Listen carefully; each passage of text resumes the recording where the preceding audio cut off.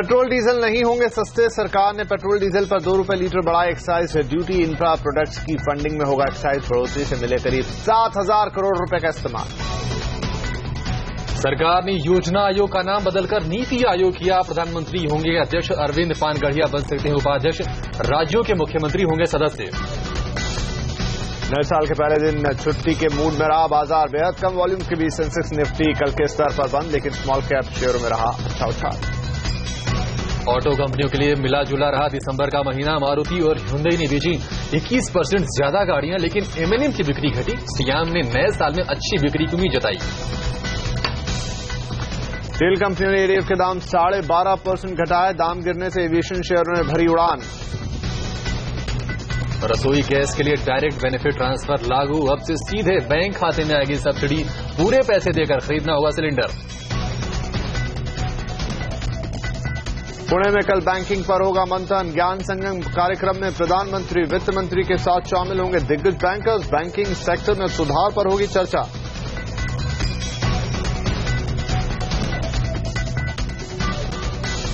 नमस्कार, आवाज एट 9 में आपका स्वागत है। मैं हूं अभिषेक सत्यव्रतम और आपके साथ मैं हूं विपिन भट्ट। आगे बढ़े उससे पहले कुछ और हेडलाइन। रॉबर्ट वाड्रा की मुश्किलें बढ़ी। इनकम टैक्स डिपार्टमेंट ने शुरू की विवादित जमीन सौदों की जांच। स्काईलाइट हॉस्पिटैलिटी से मांगे 2005-6 के बाद के सौदों के एग्रीमेंट। मुंबई की बसों में सफर होगा महंगा। घाटे से जूझ रही बेस्ट ने किराया 1 रुपए बढ़ाने का फैसला किया। बढ़ा किराया 1 फरवरी से होगा लागू। पाकिस्तान सरकार ने लखवी की जमानत को सुप्रीम कोर्ट में दी चुनौती। भारत के दबाव के बाद नवाज सरकार ने उठाया कदम।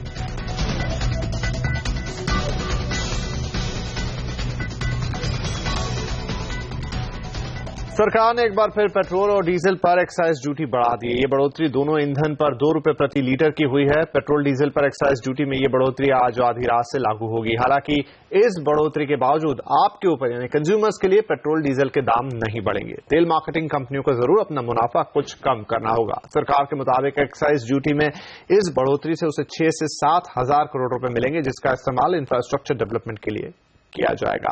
हमारे संवाददाता अतुल मिश्रा हमारे साथ फोन लाइन पर इस वक्त मौजूद हैं, हमारे साथ सीधे जुड़ रहे हैं दिल्ली से। अतुल, बहुत स्वागत है आपका। और सरकार का जो फैसला है कि उन्होंने एक्साइज ड्यूटी में बढ़ोतरी कर दी, हालांकि ये भी है कि कंज्यूमर पर सीधा बोझ नहीं आने वाला, लेकिन तेल कंपनियों का यहां पर जरूर मुनाफा कम होगा। जी बिल्कुल, हमने अपने दर्शकों को कल ही बता दिया था कि इस बार जो रिव्यू हो रहा है डीजल और पेट्रोल की कीमतों का, उसमें फिलहाल जो कच्चे तेल की कीमतों में गिरावट आई है उसका फायदा कस्टमर को, ग्राहकों को नहीं मिलने वाला है। उसे फिलहाल सरकार ने पास ऑन करने का इरादा बदल दिया है और इसकी पुष्टि भी आज हो गई। और सरकार ने साफ तौर पर 2 रुपए प्रति लीटर डीजल और पेट्रोल पर एक्साइज ड्यूटी लगा दी और इसका इस्तेमाल इंफ्रास्ट्रक्चर वर्क में किया जाएगा। और खासतौर से 15,000 किलोमीटर की सड़क बनाई जानी है अगले 2 साल के अंदर में सड़क परिवहन मंत्रालय की तरफ से, उसमें इस पैसे का इस्तेमाल किया जाएगा। कुल मिलाकर करीब 7,000 करोड़ रुपए की जो इस्तेमाल किया जाएगा इस काम में, इंफ्रास्ट्रक्चर के फंड में। और इससे पहले अगर देखा जाए तो पेट्रोल पर 2 बार एक्साइज ड्यूटी बढ़ाई जा चुकी है। 3 रुपए तकरीबन 75 पैसे पर प्रति लीटर का जो है एक्साइज ड्यूटी लगाई जा चुकी है। साथ ही डीजल पर 2.5 रुपए की एक्साइज ड्यूटी लगाई जा चुकी है। कुल मिलाकर इससे करीब 10,000 करोड़ रुपए सरकार को आमदनी हुई थी, क्योंकि ये पास ऑन बेनिफिट नहीं किया गया था ग्राहकों को। अब कुल मिलाकर अभी भी देखा जाए अगर तो जो ग्राहकों को पास ऑन होना था उस पैसे का इस्तेमाल सरकार इंफ्रास्ट्रक्चर काम में कर रही है। लेकिन तेल कंपनियों को भी अगर कहा जाए तो यहां पर कोई नुकसान नहीं है, क्योंकि इस एक्साइज ड्यूटी लगाए जाने से पहले पेट्रोल पर तकरीबन 6 रुपए प्रति लीटर का जो ओवर रिकवरी जो है तेल कंपनियों के पास थी, जबकि डीजल पर 4.5 रुपए की थी। 2 रुपए दोनों में जो एक्साइज ड्यूटी बढ़ोतरी की गई। इसके बाद अभी भी करीब पेट्रोल पर 4 रुपए प्रति लीटर की ओवर रिकवरी और डीजल पर 2.5 रुपए की प्रति लीटर ओवर रिकवरी है। तो ऐसे में तेल कंपनियां भी फिलहाल कच्चे तेल की कीमतें गिरने की वजह से घाटे में नहीं है और सरकार भी इस पैसे का इस्तेमाल कर रही है। हालांकि कंज्यूमर के लिए स्थिति वही बनी हुई है। जी अतुल, चलिए इस मामले पर ज्यादा बातचीत के लिए अब हमारे साथ जुड़ रहे हैं सीपीआर के सीनियर फेलो राजीव कुमार। राजीव जी, सीएनबीसी आवाज पर आपका बहुत बहुत स्वागत है। सबसे पहले आपसे यही जानना चाहेंगे कि जब डीजल डीकंट्रोल हो चुका है तो कच्चे तेल की कीमतों में जो भी उतार चढ़ाव आता है उसका असर ग्राहकों पर होना चाहिए। ऐसे में सरकार का ये फैसला कितना सही है कि एक्साइज ड्यूटी बढ़ाने के बहाने जो फायदा है वो ग्राहकों को न मिले बल्कि अपनी झोली में पैसे आ जाए? नहीं, देखिए उसमें बात यह है कि कच्चे तेल का दाम इस तरह ज्यादा गिर गया, करीब 45% उसमें कमी हो गई है। तो इतना सारा फायदा सारा का सारा ग्राहकों को पहुंचे, ये एक छोटी सी मतलब इसमें इसको कहना एक तरह से गैर मुनासिब बात इसलिए क्योंकि कुछ हद तक तो ठीक था, मगर इस समय जबकि वित्तीय घाटे की हालत बहुत ही खराब है और हमें अपने देश में अपनी अर्थव्यवस्था को बढ़ाने के लिए निवेश करना बहुत जरूरी है और खासतौर से इंफ्रास्ट्रक्चर सेक्टर में करना बहुत जरूरी है और सरकार के पास उसके लिए अपने फिस्कल रिसोर्सेज वित्तीय समाधान नहीं है। तो मुझे लगता है कि इस वक्त पर ये जो ₹2 एक्साइज ड्यूटी बढ़ाई गई है वो ठीक ही है और ये एक अच्छा डिसीजन है क्योंकि ग्राहकों को देखिए पहले फायदा हो चुका है और इस तरह की सिर्फ कंजम्पशन डिमांड सिर्फ बढ़ती रहे मुल्क में, उससे बेहतर है कि अगर इंफ्रास्ट्रक्चर में पैसा लगे, इंफ्रास्ट्रक्चर को बेहतर किया जाए, तो ये एक अच्छा ही डिसीजन जी। बिल्कुल, यहाँ पर राजीव जी कह रहे हैं कि अच्छा डिसीजन है, लेकिन दूसरा पहलू भी है, उस पर बात करेंगे। तनेजा जी हमारे साथ हैं। तनेजा जी, पहले सरकार कह रही थी कि ड्यूटी बढ़ाने से सरकार के पास एक कुशन बनेगा, लेकिन अब कह रही है कि इंफ्रा प्रोजेक्ट के लिए पैसा काम आएगा। तो इंफ्रा प्रोजेक्ट के लिए 6-7 हजार करोड़ रुपए कोई बहुत बड़ी रकम नहीं है, ज्यादा फर्क नहीं पड़ेगा। बेहतर होता अगर इसे कुशन के तौर पर ही रखते, आगे कभी क्रूड का दाम बढ़ता वही तब काम आता। हाँ, मेरा मानना है कि हमको सबको पता है कि 6 महीने के बाद कीमतें फिर ऊपर जाना शुरू होंगी और एवरेज अगले साल जो है वो $70 से नीचे कम रहने वाला नहीं है जी। तो मुझे लगता है कि सरकार को ये जो कीमतें अब कम हो रही हैं थोड़ा बेनिफिट बिल्कुल देना चाहिए उपभोक्ता को, बहुत ज्यादा देने की जरूरत नहीं है, वो मैं समझ रहा हूं, लेकिन ये साथ में एक प्राइस स्टेबलाइजेशन फंड बनाना चाहिए जिसका फोकस ऊर्जा सेक्टर ही हो। जी बिल्कुल, यही कह रहे हैं, यही हम बात कह रहे हैं। हाँ, तो वो प्राइस स्टेबलाइजेशन फंड में जाना चाहिए पैसा।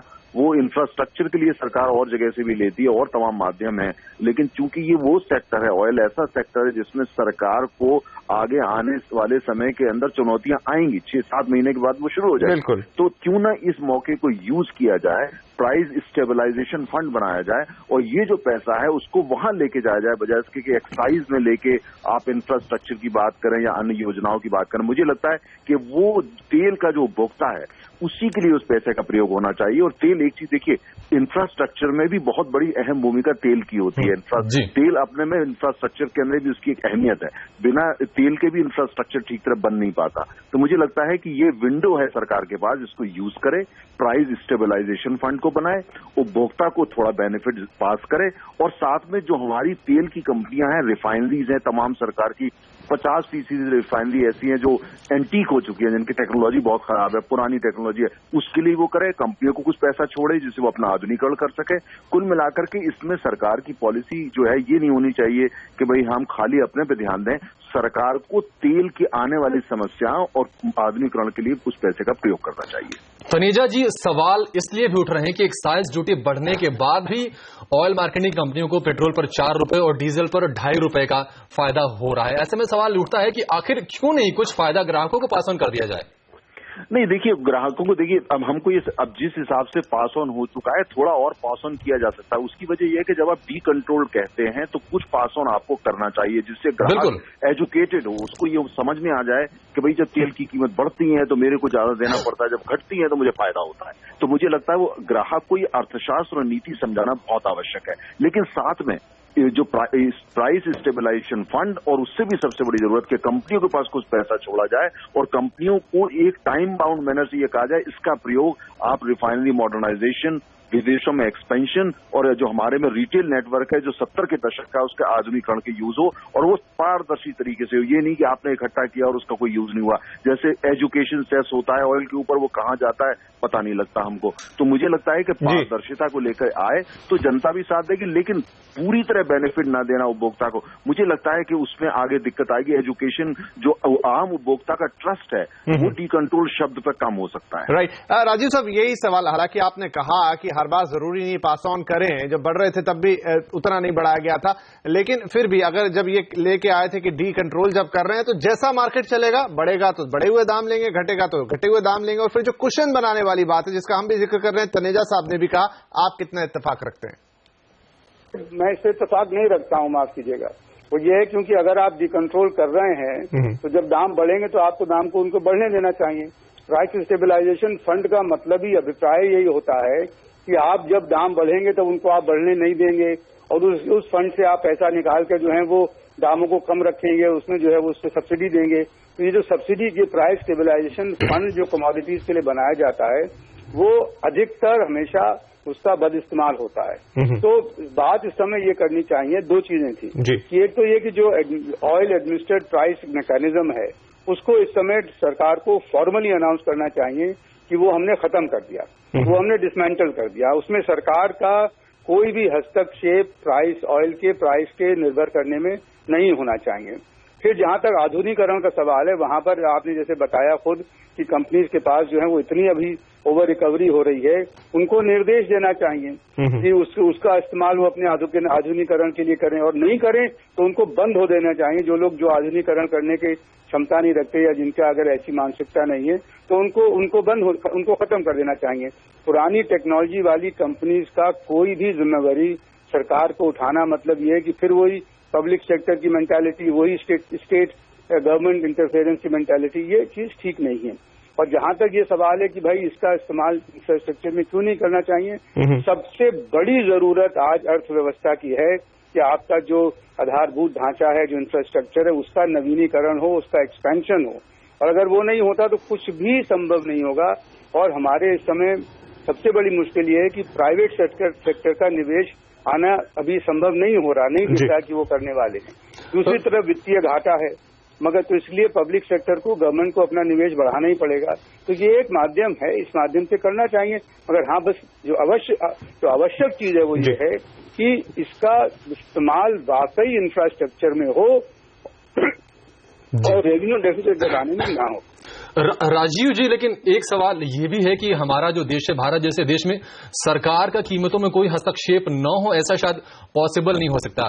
लेकिन क्या कोई बीच का रास्ता नहीं हो सकता, मसलन कि जब सब्सिडी की जरूरत पड़े तो जरूरतमंदों को ही दी जाए? प्राइस में हस्तक्षेप करने से ही जरूरतमंदों की सब्सिडी देना ऐसा हो, ये जरूरी नहीं है।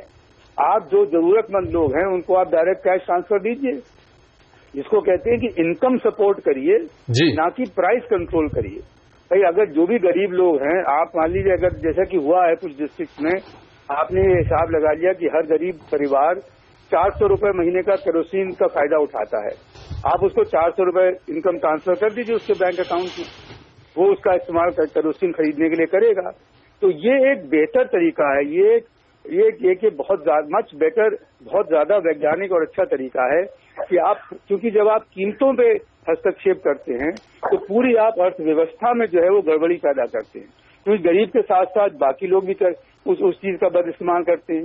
जैसा आपने देखा, अब सीएनजी में आपने सब्सिडी दे रखी है तो उसमें जो है वो उसका हलवाई भी उसको कम दाम पे चलाता है, उसको जो है वो टैक्सी वाला भी कम दाम पे चला रहा है, उसको कार वाला भी कम दाम पे चला रहा है। इसमें तो कोई, इसका तो कोई रैशनल नहीं है इसमें। तो इस वजह से मैं कह रहा हूं कि सरकार का कीमतों पे हस्तक्षेप करना हमारी अर्थव्यवस्था में भी बिल्कुल भी बेमाने है और वैज्ञानिक नहीं है, उसको हटाना ही बेहतर है। और ऑयल प्राइस में खास तौर से, और जहां तक देखिए अभी ऑयल प्राइस को बढ़ने की बात है, अभी सिटी बैंक के ग्लोबल चीफ इकोनॉमिस्ट विलियम बॉयटर ने कल ही कहा कि उनकी नजर में अभी ऑयल प्राइस बढ़ने वाले नहीं है, क्योंकि जो सप्लाई डिमांड का इम्बैलेंस है इस समय, जिस समय यूरोप की हालत है, जो चीन की हालत हो रही है, उसमें नहीं लगता कि दाम बढ़ने वाले। तो इस समय इसका इस तरह से इस्तेमाल राजीव जी, चलिए, तो इस मुद्दे को लेकर जानकारों की राय बटी हुई है। कुछ लोग मानते हैं कि सरकार का जो फैसला है बिल्कुल ठीक है, एक प्राइस स्टेबलाइजेशन फंड बनाना चाहिए। वहीं राजीव जी का मानना है कि नहीं, ये फैसला बिल्कुल गलत है और इसको बिल्कुल बाजार के भरोसे छोड़ देना चाहिए, सरकार का दखल इसमें नहीं होना चाहिए। जी बिल्कुल। और वक्त हो गया है एक ब्रेक का। ब्रेक के बाद बताएंगे कैसा होगा सरकार का नीति आयोग। ब्रेक के बाद ये भी देखिए कि नए साल के पहले दिन कैसा रहा बाजार का हाल।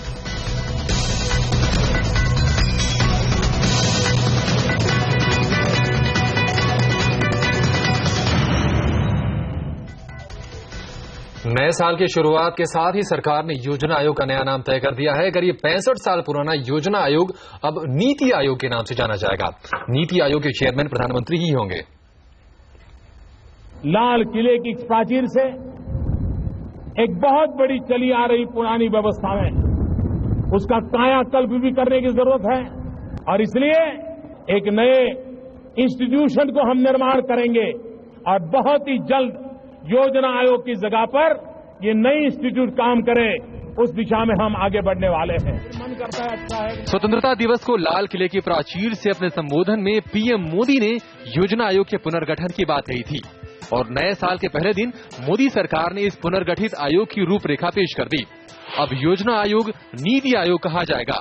नीति शब्द national institution for transforming India के शुरुआती अक्षरों से बना है और इसके चेयरमैन प्रधानमंत्री होंगे। साथ ही इसमें गवर्निंग काउंसिल होगी जिसमें सभी राज्यों के मुख्यमंत्री और केंद्र शासित प्रदेशों के उपराज्यपाल होंगे। साथ ही राज्यों की समस्याओं के आधार पर रीजनल काउंसिल होंगे जिसमें उस राज्य के मुख्यमंत्री शामिल होंगे। इसके अलावा 2 सदस्य पार्ट टाइमर होंगे जो किसी प्रमुख यूनिवर्सिटी या रिसर्च ऑर्गेनाइजेशन के होंगे। साथ ही प्रधानमंत्री नीति आयोग में 4 एक्स ऑफिशियो मेंबर की नियुक्ति करेंगे जो कैबिनेट मंत्री होंगे। विशेष आमंत्रित सदस्य के तौर पर संबंधित क्षेत्रों के अलग अलग एक्सपर्ट भी आयोग में होंगे। सूत्रों के मुताबिक अरविंद पनगरिया नीति आयोग के पहले उपाध्यक्ष हो सकते हैं। पनगरिया कोलंबिया यूनिवर्सिटी में अर्थशास्त्र के प्रोफेसर हैं और शुरू से ही योजना आयोग को भंग करने की हिमायती रहे हैं। नीति आयोग का मुख्य उद्देश्य होगा राज्यों की सलाह से देश के विकास का एजेंडा तैयार करना। आयोग संघीय ढांचे को बल देने के मकसद से मजबूत राज्य मजबूत देश के सिद्धांत पर काम करेगा। साथ ही ऐसी व्यवस्था तैयार करेगा जिससे योजनाओं को जिला स्तर से लेकर केंद्र स्तर तक लागू किया जा सके। आयोग को मैंडेट दिया गया है कि आर्थिक नीतियों में राष्ट्रीय सुरक्षा का भी ख्याल रखा जाए। साथ ही योजनाओं के अमल की निगरानी और मूल्यांकन भी आयोग के काम का हिस्सा होगा। हालांकि राज्यों के बीच फंड बंटवारे का काम नीति आयोग का नहीं होगा जो पुरानी योजना आयोग की जिम्मेदारी में शामिल था। लक्ष्मण रॉय, दिल्ली। साल के पहले कारोबारी दिन बाजार पूरी तरह से छुट्टी के मूड में दिखाई दिया। आज वॉल्यूम काफी कम रहे और आखिरकार सेंसेक्स निफ्टी कल के ही स्तर पर बंद हुए। हालांकि छोटे मझोले शेयरों में आज अच्छी खरीदारी देखने को मिली। आज मेटल शेयर सबसे ज्यादा चमके हैं, वहीं रियल्टी शेयरों ने भी आज बाजार को मजबूती दी। और कहां एक्शन दिखा और कहां से कुछ निराशा हुई, ये बता रहे हैं सीएनबीसी आवाज के मार्केट एडिटर अनिल सिंह भी। पूरे दिन भर बाजार में एक शांत दायरे में कारोबार होता हुआ दिखा। हाँ, ये जरूर है कि 2015 की शुरुआत बाजार ने पॉजिटिव नोट के साथ की आज क्लोजिंग बेसिस पर और लगातार 5वां ट्रेडिंग सेशन था बाजारों के, जब आज भले ही छोटे मार्जिन से सही लेकिन सेंसेक्स और निफ्टी हरे निशान में बंद होने में कामयाब रहे। कल देर रात अमेरिकी बाजारों की तेज गिरावट के बाद भारतीय बाजारों का आज कमजोर खुलना तय था। कमजोर शुरुआत होती हुई दिखी। ज्यादातर वक्त भारतीय बाजारों ने कमजोरी के साथ ही ट्रेड किया, लेकिन चूंकि आज दुनिया भर में सिर्फ भारतीय बाजार ही खुले हैं, बाकी सारे ग्लोबल मार्केट्स बंद और कल किसी तरह के संकेत पॉजिटिव या नेगेटिव हमें ग्लोबल मार्केट से मिलेंगे नहीं। इसका फायदा उठाकर ट्रेडर्स ने आखिरी 1 घंटे में जमकर खरीदारी की। न सिर्फ सेंसेक्स और निफ्टी अपने लोअर लेवल से रिकवर होते हुए दिखे, बल्कि मिड कैप और स्मॉल कैप शेयरों में भी बेहतरीन तेजी दिखी। लेकिन आज का दिन रहा छोटे शेयरों के नाम। स्मॉल कैप इंडेक्स 1.25% की मजबूती के साथ बंद हुआ और यही वजह थी कि मार्केट ब्रेथ काफी बेहतर थी और वॉल्यूम्स जरूर कम होते दिखे। आज 1 लाख करोड़ के नीचे हम पहुंचते हुए दिखे। सिर्फ 90,000 करोड़ का कारोबार आज हुआ। लेकिन इस कम वॉल्यूम वाले कारोबार में मेटल शेयर आज चमकते हुए नजर आए। सेसा Sterlite, Jindal steel and power और टिस्को जैसे शेयरों ने दमदार उछाल दिखाई। आखिरी आधे घंटे में जीएसपीएल 3% की तेजी के साथ बंद हुआ। बैंक्स में इंडसइंड बैंक के नेतृत्व में एक तेजी बनती हुई दिखी और कई सारे मिड कैप पीएसयू बैंक्स है जो आज 2 से 4% ऊपर बंद होने में कामयाब रहे। वहीं ऑयल मार्केटिंग कंपनियों ने हर 15 दिनों में जो प्राइस रिवीजन करते हैं पेट्रोल और डीजल की प्राइस का, इस बार उन्होंने ये कहा कि पुराने इन्वेंट्री लॉसेस काफी हैं और इस वजह से वो दाम नहीं घटाएंगे। इस खबर के बाद एचपी, बीपी, आईओसी पॉजिटिव बंद होने में कामयाब रहे और आज के स्टार परफॉर्मर रहे एविएशन स्टॉक्स। जेट 10% के ऊपरी सर्किट पर। वजह यह थी कि एटीएफ के दाम 12.5% तेजी से बड़े कट के तौर पर कम किए गए और इसका फायदा दोनों ही कंपनियों को मिला। वहीं गोल्ड फाइनेंस करने वाली कंपनियों में भी आज तेजी दिखी। मुथूट और मन्नापुरम अच्छी तेजी के साथ बंद होते हुए नजर आए। टेलीकॉम स्टॉक दिग्गजों में आज ये एक ऐसी स्पेस थी जहां पर काफी जबरदस्त खरीदारी हुई। भारतीय एयरटेल को देखिए, आइडिया, आरकॉम, ये सारे शेयर 2 से 5% की मजबूती के साथ बंद हुए। ऑटो सेल्स नंबर्स दिसंबर के महीने की बिक्री के आंकड़े आते हुए दिखे। मारुति, आयशर मोटर्स ने आज अपने नंबर्स पेश किए और बाजार बंद होने के ठीक पहले Mahindra and Mahindra TVS Motors के भी नंबर आते हुए दिखे। कुछ नंबर्स मिक्स नजर आ रहे हैं, लेकिन उसके बावजूद स्टॉक तीनों ही पॉजिटिव बंद हुए हैं। इसके अलावा खबरों के दम पर एक्शन दिखा। कल्पतरू को 500 करोड़ से ज्यादा का एक ऑर्डर मिला, 6% की तेजी यहां बनी। सेबी की तरफ से एक ऑर्डर आया है सौराष्ट्र सीमेंट के प्रोमोटर्स को, जिन्हें कुछ शेयर होल्डर्स को 90 रुपए तक एक बायबैक ऑफर देना पड़ेगा। उसके बाद स्टॉक 20% के ऊपरी सर्किट पर गया। आंध्रा बैंक में खबरें ये आ रही थी कि बैंक ऑफ बड़ौदा या फिर पीएनबी के साथ इन्हें मर्ज किया जाएगा। हालांकि पीएनबी ने इसका खंडन किया कि किसी तरह का ऐसा कोई मर्जर नहीं हो रहा, लेकिन स्टॉक 2% ऊपर बंद हुआ। इनके अलावा निफ्टी पर कुछ सरकारी कंपनियों में दमदार तेजी दिखी। एनएमडीसी, भेल, ओएनजीसी से आज निफ्टी को सहारा आते हुए दिखा। वहीं कमजोर शेयरों में एनटीपीसी, एचडीएफसी और डॉक्टर रेड्डीज जैसे शेयर शामिल थे। तो हमेशा की तरह साल के पहले दिन कम वॉल्यूम पर मामूली सुस्ती के साथ बाजारों की पॉजिटिव क्लोजिंग। और एचडीएफसी एसेट मैनेजमेंट की ईडी और सीआईओ प्रशांत जैन के मुताबिक लंबे नजरिए से बाजार अभी बहुत आकर्षक हैं। It is very hard to price in, to forecast stock markets on a one-year basis, and we have consistently maintained that. But I think if you look at likely growth rates and current PE multiples, I think the outlook is good with a 2-3 year view. The investment cycle has to recover before the consumption cycle. बाजार में सुस्ती जरूर है, लेकिन ये मौका बाजार में निवेश की शुभ शुरुआत का भी है। जानकारों के मुताबिक 2015 की पहली छमाही में पोर्टफोलियो बनाने का शानदार मौका है। आई थिंक कि हम लोग फर्स्ट हाफ में शायद बहुत ज्यादा एक्टिविटी ना देखें, लेकिन सेकेंड हाफ जो होगा 2015 का वो बहुत स्ट्रांग हो सकता है और काफी कुछ प्ले आउट हो चुका होगा, चाहे वो रिफॉर्म फ्रंट हो या फिर हमारे खुद के ट्रिगर्स हैं या फिर ग्लोबल स्टेबिलिटी के पॉइंट्स हैं। तो मुझे लगता है कि second half 2015 is something what we are looking at, और हम फर्स्ट हाफ में 2015 में सिर्फ एक्यूमुलेशन जोन में रहेंगे और अपॉर्चुनिटीज का वेट करेंगे अच्छे स्टॉक्स में जाने के लिए। मेरा ये मानना है कि ये साल भी काफी अच्छा रहेगा, क्योंकि जितने गवर्नमेंट एक्शंस ले रही है उन सब के इम्पैक्ट आपको 4 से 6 महीने बाद दिखाई देंगे, और तब जो है वो इन्वेस्टर्स को लगेगा या बिजनेस को लगेगा कि हाँ इकोनॉमी हमारी पटरी पे आ रही है। साथ ही साथ जो एक्सटर्नल एनवायरनमेंट पॉजिटिव हुआ है, पर्टिकुलरली हमारे लिए ऑयल प्राइसेस गिरने के कारण या कमोडिटी प्राइसेस गिरने के कारण, तो उन सब का इम्पैक्ट भी जो है मैं समझता हूं कि आने वाले क्वार्टर्स में एक क्वार्टर के बाद आपको दिखाई देना शुरू करेगा।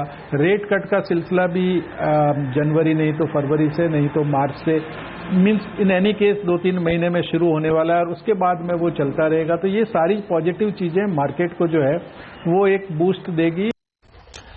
ब्रेक के बाद बताएंगे कैसी रही दिसंबर में ऑटो कंपनियों की सेल।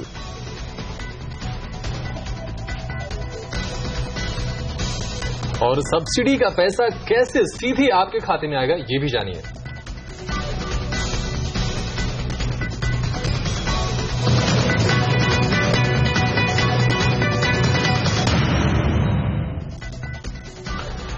बीता साल शेयर बाजार के लिए तो बेहद शानदार रहा, लेकिन ऑटो कंपनियां मंदी की गिरफ्त में फंसी रही। दिसंबर का महीना भी कुछ खास नहीं रहा। कुछ कंपनियों की बिक्री बढ़ी तो कुछ की घट गई। आवाज के रिसर्च एनालिस्ट संदीप ग्रोवर बता रहे हैं कि दिसंबर में किन ऑटो कंपनियों का परफॉर्मेंस अच्छा रहा और किन से निराशा हुई। जैसे आप मेंशन कर रहे थे कि नंबर्स अभी तक जो आए हैं वो काफी मिले जुले रहे हैं, और एंटिसिपेशन भी ऐसा ही था, क्योंकि जिस तरह के डिस्काउंट दिए जा रहे हैं, आखिरी महीना होता है साल का, उसके बावजूद भी डिमांड में पिकअप नहीं देखने को मिला। जो इन्वेंट्री लेवल्स थे वो हम देख रहे थे कि 4 से 6 हफ्ते के हाइस के आसपास थे, तो उस लिहाज से ज्यादा पिकअप क्यों यहाँ पे अनुमान भी नहीं था। और लेकिन एक फैक्टर जो सपोर्टिंग था वो ये था कि 1 जनवरी यानी कि आज से जो एक्साइज ड्यूटी विड्रॉ होने वाली थी, उससे कहीं ना कहीं कुछ प्री बाइंग का असर जरूर इस महीने के कंपनियों में जो नंबर आए हैं उसमें देखने को मिला। खासतौर पर मारुति की अगर हम बात करें, स्ट्रांग नंबर यहाँ पे पेश किए गए इस कंपनी की ओर से थोड़े से बेहतर हैं जैसा अनुमान हम कर रहे थे। 20% के आसपास की ओवरऑल टोटल सेल्स में ग्रोथ देखने को मिली। सियाज और सिलारियो जो जिनके जो 2 मेन ब्रांड्स हैं उसमें काफी अच्छे जो बढ़त है वो दरअसल देखने को मिली। अगर आप मिनी कार सेगमेंट छोड़ दें तो बाकी सभी जगह से काफी अच्छी ग्रोथ देखने को मिली, चाहे मिड सेगमेंट की बात करें चाहे कॉम्पैक्ट सेगमेंट की बात करें, तो काफी अच्छी ग्रोथ के नंबर्स वहां देखने को मिले हैं, जिसकी वजह से ओवरऑल नंबर्स में करीब 20 से 21% के आसपास की ग्रोथ यहां देखने को मिली है। आयशर की भी नंबर्स की अगर हम बात करें तो सीवी सेल्स काफी स्ट्रांग रहे हैं, 20% के आसपास की ग्रोथ यहां पे है। डोमेस्टिक सेल्स में अगर आप देखें 26% के आसपास की ग्रोथ है, और थोड़ी देर पहले ही जो इनके जो मोटरसाइकिल सेगमेंट के नंबर्स आए उसमें भी 48% के आसपास की ग्रोथ है, और खासतौर पे एक्सपोर्ट्स में जिस तरह से 86% के आसपास की बढ़त आई है वो काफी इंकरेजिंग नंबर नजर आ रहा है। टीवीएस मोटर्स की भी बात करें, हालांकि टू व्हीलर्स के नंबर्स अच्छे आने का अनुमान था, लेकिन टीवीएस में एक बार फिर से आउट परफॉर्मेंस देखने को मिला, करीब 20% के आसपास की बढ़त ईयर ऑन ईयर इनके नंबर्स में देखने को मिली। चाहे आप थ्री व्हीलर्स की बात करें, टू व्हीलर की बात करें, नंबर्स बेहद शानदार है। एक्सपोर्ट से भी काफी अच्छा कंट्रीब्यूशन है, 28% के आसपास की ग्रोथ टीवीएस मोटर के नंबर्स में भी देखने को मिली। तो ओवरऑल अभी तक जो नंबर्स आए हैं वो काफी अच्छे नजर आ रहे हैं। बारिंग की आप एमएनएम के नंबर्स देखें तो उसमें ईयर ऑन ईयर आपको गिरावट नजर आएगी। डोमेस्टिक सेल्स 6%, टोटल सेल्स अगर आप देखें तो उसमें 8.25%, चाहे आप पीवी सेल्स की बात करें, एक्सपोर्ट्स की बात करें, एक्सपोर्ट्स में भी अगर आप देखें तो करीब 32% के आसपास की गिरावट आई है। तो एमएनएम के नंबर्स जो अभी तक आए उसमें यहाँ पे कमजोरी देखने को मिली है, लेकिन टू व्हीलर सेगमेंट में टीवीएस की बात करें, हीरो मोटो में भी एक मामूली 0.2% के आसपास का जो जंप है वो देखने को मिला है। तो ओवरऑल नंबर्स अभी तक जो आए हैं वो अनुमान से बेहतर नजर आ रहे हैं, लेकिन अभी भी टाटा मोटर्स, अशोक लेलैंड, बजाज ऑटो, इनके नंबर्स आने बाकी हैं, तो इनके नंबर्स पर बाजार की नजर आगे रहने वाली है। तो ये तो बात हुई शेयर बाजार में लिस्टेड ऑटो कंपनियों की, लेकिन अगर Hyundai की बात करें तो दिसंबर में उसकी कुल बिक्री 21% बढ़ी है। दिसंबर में कंपनी ने 59,365 कारों की बिक्री की। पिछले साल दिसंबर में कंपनी ने 49,078 कारों की बिक्री की थी। Hyundai ने घरेलू बाजार में 32,500 कारें बेची हैं, जबकि 26,800 कारों का एक्सपोर्ट किया है। साल 2014 में कंपनी ने कुल 4,11,000 कारें बेची, जो कि एक रिकॉर्ड है। ऑटो इंडस्ट्री नए साल में अच्छी ग्रोथ की उम्मीद लगाए बैठी है। ऑटो कंपनियों की संस्था सियाम के प्रेसिडेंट विक्रम किर्लोस्कर के मुताबिक हालांकि अगला साल चुनौती भरा होगा, लेकिन टू व्हीलर्स और कारों की बिक्री में अच्छी ग्रोथ आ सकती है। मेरे ख्याल से टू व्हीलर के लिए डबल डिजिट हो जाएगा, फोर व्हीलर के लिए 5% के आसपास हो जाएगा, 4 से 5%, 3-4% ऐसा ही। ये पिछले 12 महीने में गायब फोर व्हीलर के लिए 2.6% हुआ था, मे भी 4-5 हो जाएगा।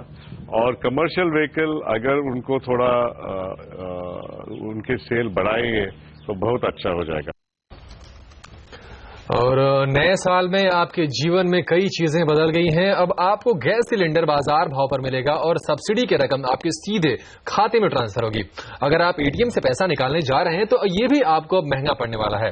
आईसीआईसीआई बैंक के ग्राहकों को अब बैंक से सिर्फ 5 एटीएम ट्रांजैक्शन ही मुफ्त मिलेंगे। इससे ज्यादा पैसे निकालने पर आपको 20 रुपए चार्ज देना होगा। अगर आप दूसरे बैंक के एटीएम से पैसे निकाल रहे हैं तो सिर्फ 3 ही ट्रांजैक्शन फ्री मिलेंगे। आज से फार्मा कंपनियां डॉक्टरों को लालच नहीं दे पाएंगी। सरकार ने फार्मा कंपनियों की तरफ से डॉक्टरों को देने वाले गिफ्ट पर रोक लगा दी है। इसके अलावा आज से आपको कार, कंज्यूमर ड्यूरेबल के लिए भी ज्यादा दाम चुकाने होंगे। आज से लगभग सभी कंपनियों ने कारों के दाम में 2 से 5% बढ़ोतरी करने का भी ऐलान किया है। अब ब्रेक के बाद देखिए ज्ञान संगम का क्या है एजेंडा।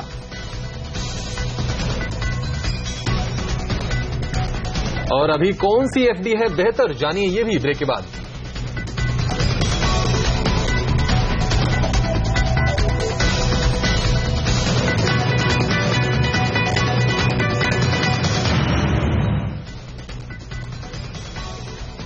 प्रधानमंत्री मोदी कल पुणे में बैंकरों से मुलाकात करेंगे, जहां सरकारी बैंकों की हालत और सुधार पर चर्चा होगी। इस बैठक में वित्त मंत्री अरुण जेटली, वित्त मंत्रालय के अधिकारी और आरबीआई गवर्नर रघुराम राजन भी शामिल होंगे। एसबीआई चेयरमैन अरुंधति भट्टाचार्य समेत दूसरे पब्लिक सेक्टर बैंकों के प्रमुख भी प्रधानमंत्री के साथ बस से पुणे जाएंगे और ज्ञान संगम बैठक में हिस्सा लेंगे। बैठक में खास तौर पर 6 मुद्दों पर फोकस होगा। पहला मुद्दा है पीएसयू बैंकों का कंसोलिडेशन और रिस्ट्रक्चरिंग। इस पर भी चर्चा होगी कि डूबते कर्ज और कर्ज के जोखिम को कम कैसे किया जाए। साथ ही बैंक स्टाफ की सही ट्रेनिंग और बैंकिंग में ग्लोबल टेक्नोलॉजी को शामिल करने पर भी ध्यान दिया जाएगा। इसके अलावा इस बैठक में financial inclusion, direct benefit transfer, priority sector को कर्ज और ब्याज में छूट की स्कीमों पर भी विचार होगा। इस बैठक में सरकारी बैंक, इंश्योरेंस कंपनियां और नाबार्ड जैसी संस्थाएं प्रधानमंत्री के सामने प्रेजेंटेशन देंगी और सेक्टर की समस्याएं सामने रखेंगी। नए साल में ब्याज दरें घटने वाली हैं। अगर आपका अपना पैसा फिक्स डिपॉजिट में लगा रहे हैं तो आपके पास बैंक एफडी के अलावा कंपनी एफडी में भी पैसा लगाने का विकल्प है। कंपनी एफडी में आप 1 से 3 साल के समय में बैंक एफडी से 0.25 से 1% तक ज्यादा रिटर्न कमा सकते हैं। मसलन श्रीराम ट्रांसपोर्ट की श्रीराम उन्नति स्कीम में 3 साल में आपको 10.5% का रिटर्न मिल सकता है। सबसे बड़ी हाउसिंग फाइनेंस कंपनी एचडीएफसी की स्कीम लेने पर आपको 9.4 यानी करीब 9.5% तक के रिटर्न मिलेंगे। वहीं अगर आप 1.5 साल के लिए आईसीआईसीआई बैंक, एचडीएफसी बैंक या एक्सिस बैंक में एफडी करेंगे तो आपको 9% से कम ही ब्याज मिलेगा। तो अगर आप कंपनी एफडी में पैसा लगाना चाहते हैं तो किन किन बातों का ध्यान रखें, इस पर बात करने के लिए हमारे साथ हैं full service financial planners and advisers के फाउंडर अल्पेश अशर साहब। अल्पेश जी, स्वागत है आपका। तो नए साल में ब्याज दरें मान रहे हैं कि घटने वाली है, तो ऐसे में आप उन निवेशकों को क्या सलाह देंगे जो फिक्स डिपॉजिट में पैसा लगाना चाहते हैं? तो क्या ऊंची दरों पर एफडी में पैसा लॉक करना चाहिए? देखिए, ये तो चीज एक तय है कि अगले 3 से 6 महीने में हम ब्याज दरों में काफी कटौती देख सकते हैं। अब उस चीज को ध्यान में रखते हुए जब हम एफडीज की तरफ अपने निवेश का ख्याल करते हैं तो यही उचित रहेगा कि आज की तारीख में जो ब्याज दर हमें मिल रहे हैं, चाहे वो बैंक एफडी हो या कंपनी एफडी हो, तो हमें जितने ज्यादा ड्यूरेशन की जो रेट्स मिलते हैं टाइम के हिसाब से, हमें उसमें अपना पैसा लॉक कर देना चाहिए। तो कल अगर ब्याज दर घटते भी हैं तो हमको जो आज के ब्याज दर हैं उसके ऊपर हमारा निवेश तय हो जाए। कल्पेश जी, अगर निवेशक रिस्क लेकर कंपनी एफडी में निवेश करना चाहता है तो उसको किन बातों का ध्यान रखना चाहिए? ये एक अच्छा सवाल आपने पूछा कि आप रिस्क लेने को तैयार हो, लेकिन आपको कौन से पैरामीटर्स या कौन से मापदंड आपको देखने चाहिए अगर आप कंपनी एफडी में अपना पैसा निवेश करना चाहते हो। तो इसमें मैं ये कहना चाहता हूं कि सबसे पहले तो आप कंपनी एफडीज में ये देख लीजिए कि कंपनी की रेटिंग क्या है। अब कंपनी एफडीज की रेटिंग ये हिसाब से तय की जाती है कि वो AAA है तो उसमें ब्याज दर कम होते हैं क्योंकि वो स्टेबल कंपनी मानी जाती है। AA है तो ब्याज दर AAA से थोड़े कम होते हैं, और अगर A रेटिंग है तो ब्याज दर ज्यादा होते हैं लेकिन उसमें रिस्क बहुत ज्यादा हो जाती है। तो आपको वो हिसाब से पहले आपका एक मापदंड तय करना होगा कि आपको क्या करना है। आपको जोखिम ज्यादा लेके ब्याज दर ज्यादा कमाना है या आप एक अच्छे खासे रिटर्न के साथ स्टेबल कंपनी में निवेश करना चाहते हो। दूसरा, आपको ये जानना है, कंपनी का जो एक फॉर्म होता है उसके ऊपर लिखा होता है या आप वेबसाइट पे चेक कर सकते हो कि कंपनी कौन से कारण के लिए आज पैसा निवेशकों से लेना चाहती है। क्या वो अपना वर्किंग कैपिटल बढ़ाना चाहती है तो ठीक है, क्या वो नए प्रोजेक्ट्स डालना चाहती है तो भी ठीक है। लेकिन काफी टाइम पे ये देखा जाता है कि कंपनीज अपने पिछले डेट्स या अपने जो आउटस्टैंडिंग अमाउंट्स है उसको चुकाने के लिए निवेशकों से पैसा लेना चाहती है। ये अच्छी बात नहीं है। अगर आपको ये पता चलता है कि अगर ये कारण से आपके निवेश इस एफडी में हो रहे हैं तो मेरे हिसाब से आपको रुक जाना चाहिए। तो वो कारण पहले तय करना बहुत ही जरूरी हो जाता है, और अगर आप ये सारे कारण अपने आप में अब्जॉर्ब कर लें तो फिर बेशक आप एक कंपनी एफडी में निवेश कर सकते हो। कल्पेश, जो निवेशक पहले से ही इस तरह की एफडी में पैसा लगा चुके हैं और अब उनको लग रहा है कि शायद फंस गए हैं, तो उन्हें क्या करना चाहिए? एवेन्यू तो है उसमें। आपको सबसे पहले तो जैसे मैंने पहले बताया कि ये कंपनी एफडी जो होती है वो कंपनीज एक्ट के तहत होती है। तो वहां पर एक आप वेबसाइट पे जाके उनका एक ग्रीवेंस सेल होता है जहां पे आप अपनी तकलीफ या आपको जो दिक्कत आ रही है पैसा वापस लेने में, वहां पे अपनी आप अर्जी या अपनी कंप्लेंट दर्ज कर सकते हो, और एक ऑफिशियल चैनल से आप इसको अप्रोच कर सकते हो। और सबसे पहले तो मैं यही चाहूंगा कि आप कंपनी से डायरेक्टली बात करें, और अगर उनका क्या रिस्पांस आता है वो हिसाब से आप ये ग्रीवेंस सेल या जो एक कंप्लेंट सेंटर माना जाता है वहां पे अपनी जाके कंप्लेंट दर्ज कराएं। शुक्रिया कल्पेश जी इस पूरे एनालिसिस के लिए। और ब्रेक लेंगे, ब्रेक के बाद बताएंगे कि विप्रो के निवेशक क्यों है नाराज। साथ ही देखिए कि गुजरात की नई एसएमई पॉलिसी में क्या है खास।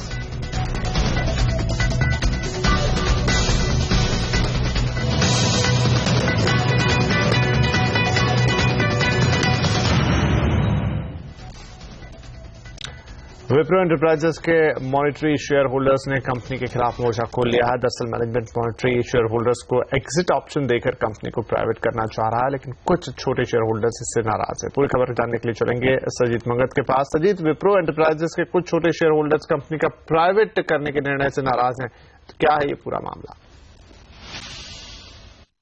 देखिए, विप्रो एंटरप्राइज जो है वो विप्रो का कंज्यूमर डिवीजन है जो उसने 2012 में डीमर्ज की थी।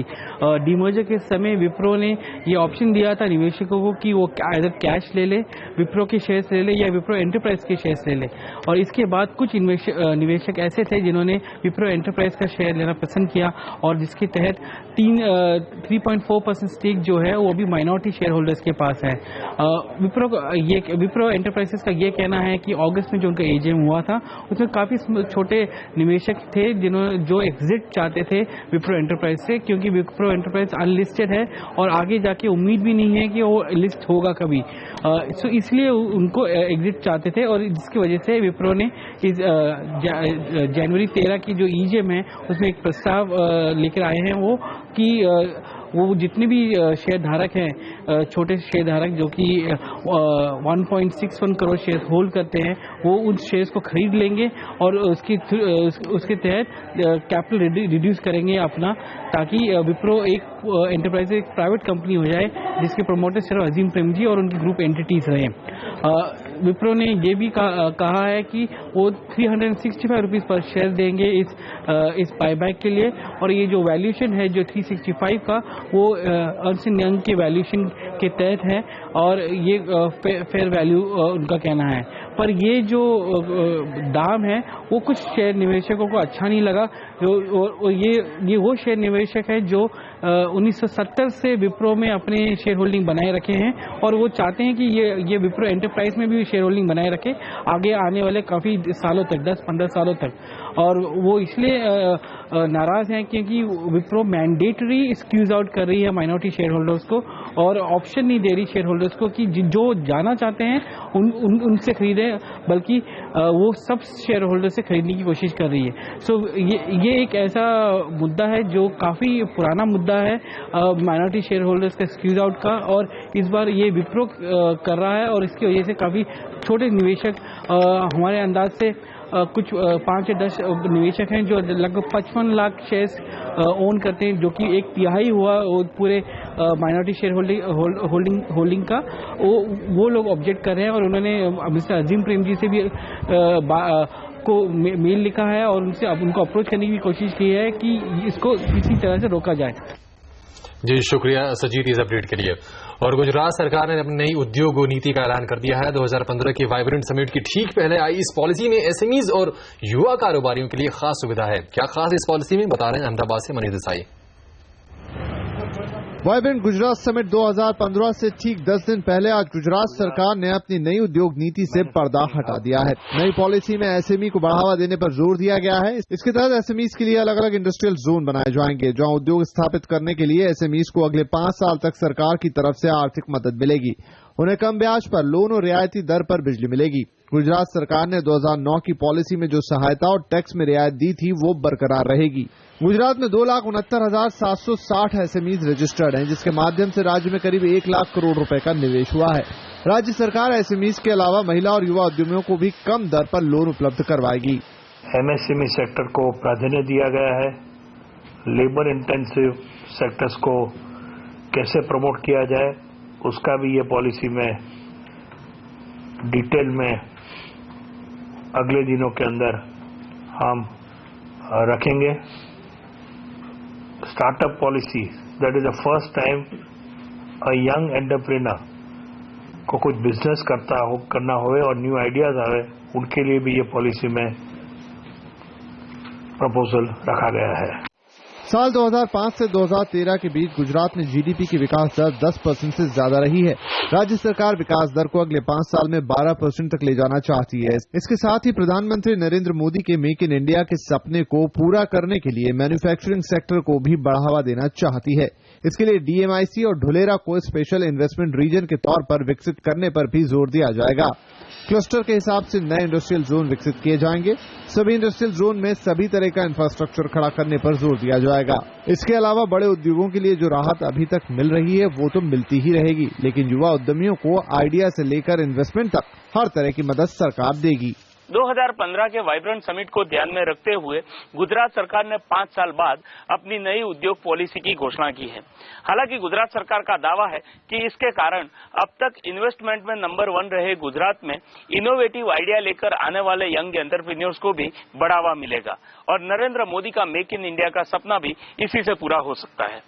मनीष देसाई, अहमदाबाद। और इनकम टैक्स विभाग ने शुरू की रॉबर्ट वाड्रा के विवादित जमीन सौदों की जांच।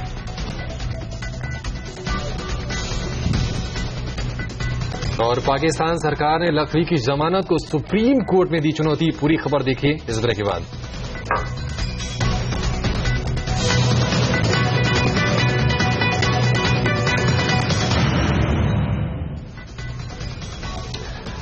इनकम टैक्स डिपार्टमेंट ने रॉबर्ट वाड्रा के विवादित जमीन सौदों की जांच शुरू कर दी है। इस संबंध में डिपार्टमेंट ने वाड्रा की कंपनी स्काईलाइट हॉस्पिटैलिटी के प्रिंसिपल ऑफिसर को नोटिस भेजकर शुक्रवार को पूछताछ के लिए बुलाया है।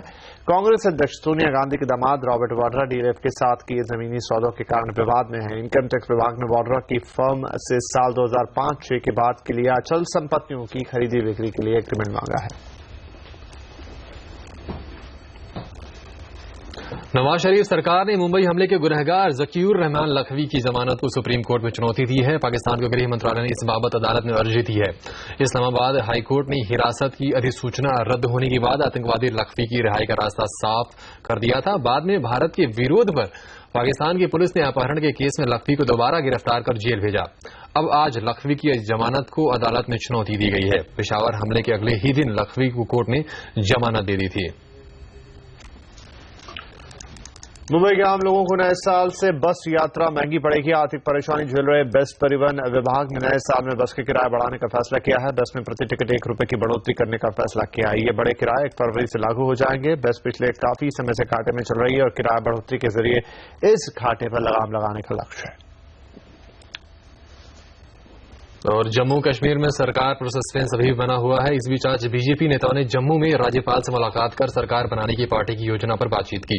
बीजेपी प्रदेश अध्यक्ष जुगल किशोर शर्मा के मुताबिक गठबंधन के लिए बातचीत जारी है। इसके पहले बुधवार को पीडीपी नेता महबूबा मुफ्ती ने राज्यपाल से मुलाकात की थी और पार्टी की तरफ से सरकार बनाने की कोशिशों की जानकारी दी थी। साथ ही इशारों में यह भी बता दिया था कि वो बीजेपी के साथ सरकार बनाने को तैयार है, लेकिन खुद की शर्तों पर। और आवाज एट 9 में आज के लिए इतना ही। हमें दीजिए इजाजत। नमस्कार।